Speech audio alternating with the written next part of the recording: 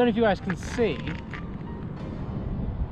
That's a pretty big mountain. So in this video, we're going to be talking about the VTWIN engines, and we're specifically the RC8 big VTWIN. And we're going to be talking about actually a question I got asked recently, which was, can you have one of these bikes as a beginner bike? I'm going to say no, and I'm going to explain why in this video. Also, apologies for the hair, obviously hot day, helmet, hair, big problems. Also in this video, we're going to be talking about the differences between the VTWIN engines and something like an inline 4, and why you should consider one engine configuration over another. Obviously, there are other configurations to pick from. There are the V4s, there are the single cylinder bikes, there are the parallel twins, there are the L twins, which are actually just the V-twin, but it's Ducati, so Ducati calls it an L twin because they're Ducati, but it's actually just V-twin. And we're talking about why you should be considering engine configurations because of their characteristics. So if that sounds of interest, please do hit the like button in this video, hit the subscriber bell if you haven't yet, and let's do it.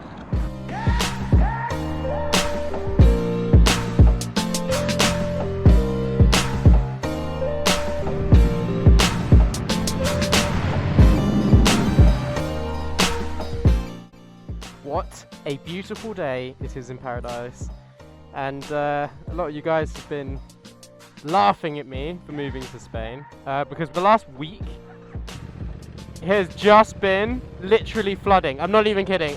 This is the driest climate I've ever been in, ever. Look, there's friggin' palm trees and shit, but it was all flooding the other day. Everything, it was torrential rain. So a lot of you guys in the UK be like, you moved to Spain and it's really, really wet.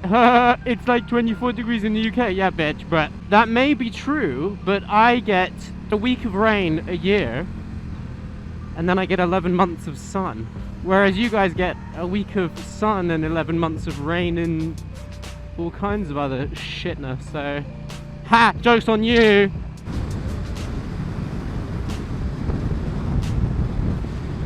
I think that was a speed camera, but I can't be sure. Oh well! Look, there's even like water coming off my bike from random places that has been so rainy. Gabby has always told me that there's a lot of police here who like to disguise themselves as bushes and hang out in the middle of this kind of this lane here. So you gotta stay at the speed limit here, or kind of near it, I guess. She was saying that once they even got a beat up car, like looked like a crash car, and they were sat in the middle of the road and they had like a speed camera on it and they were like dinging everyone. It's so cheeky, it's so cheeky. They even have helicopters here that fly around, obviously they're not going to sit around, but that fly around and catch people on the road, which I find just pretty mad actually.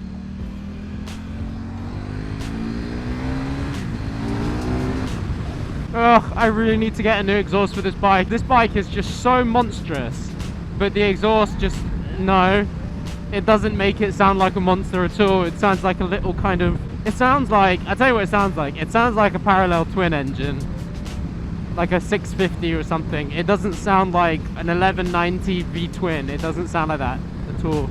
It's a shame, my poor baby. Ever since I did that fuel reset, it's just so smooth. My God, it's a glorious motorcycle. If you're not in first. If you're in first, it's just like, yeah, wheelie, wheelie.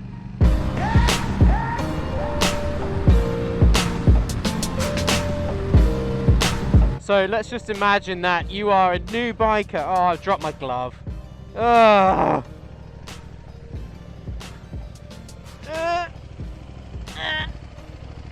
Right, so let's just imagine that you are a new biker, or you're new to motorcycling, and you're looking to pull away from stop on your brand new super bike, big V-twin, like a KTM RC8. You guys didn't know this, but it rains dust apparently in Spain, because apparently you can see in there and in various places of my bike there's actually literally dust. Basically what happens is that the climate around here is such that the Sahara Desert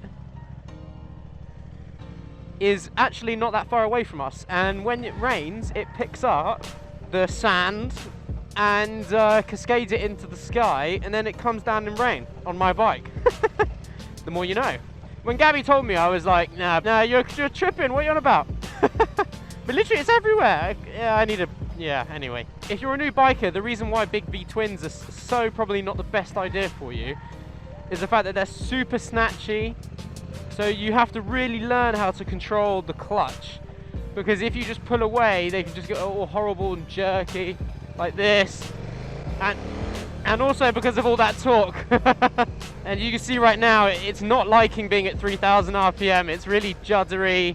And to go around this corner, if I want to accelerate, I'm going to have to feather the clutch a lot more than you would on an inline 4 bike.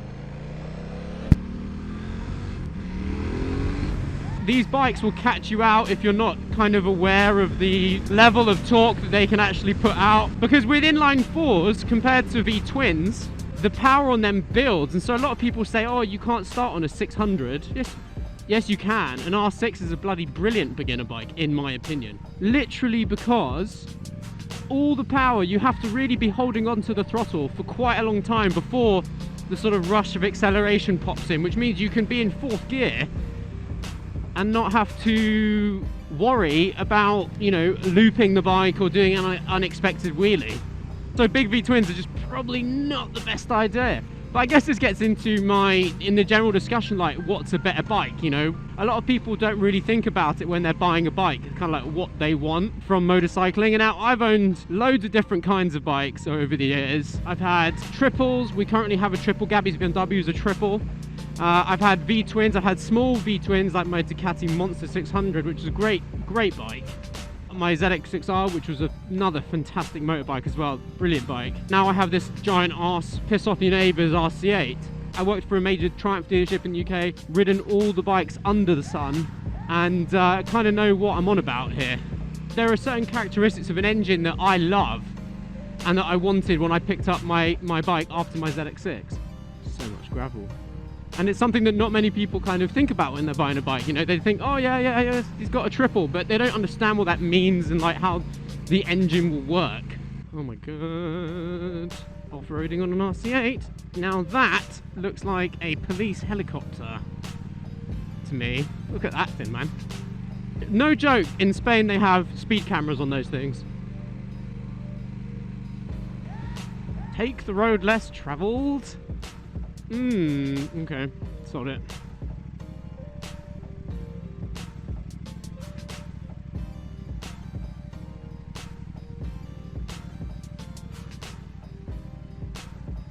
Whoever said, well, KTM's is essentially built for off-roading, right? So I don't see the problem. Besides the fact it's absolutely torturing my right leg right now. Fuck a duck.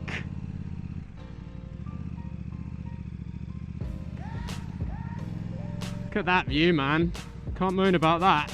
I know someone in the comment section is going to be like, oh, you ride like such a girl. My 8-year-old can ride faster than you. Yeah, well, I'm not fucking caning it down here, am I? Because of several reasons. Notably the fact that there's gravel everywhere.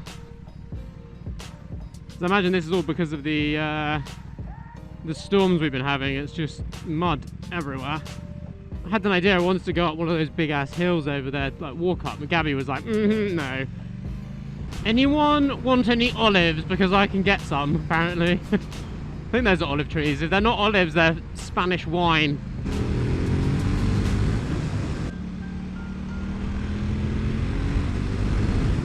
But so a lot of people don't actually take into consideration engine configuration when they're buying a bike.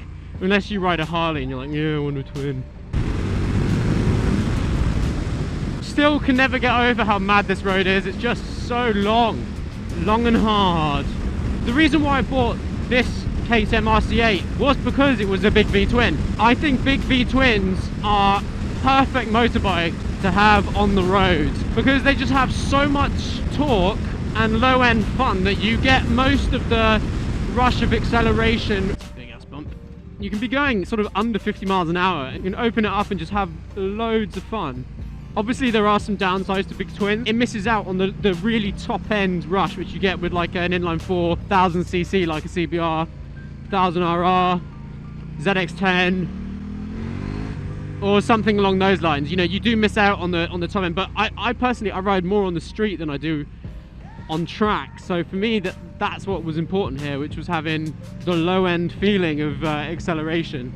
To be fair, it's not probably the best bike for the road, simply because if you're riding through traffic, it basically causes you some problems like what I talked about. It's pretty lumpy, you have to really learn how to feather the clutch. In some ways a triple is actually a really good shout. Street Triple, MT09, but then you can't say, oh, I have an RC8. Which is why you buy these things, because you go, oh yes, I have an RC8. So this little town here is called Montforte. Hello, biker dude. Hello. Biker lady, didn't say hello. It's all right.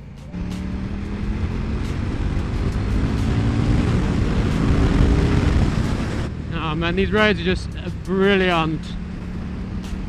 And there's not much traffic as well, which is just super nice. All these funky little villages in Spain.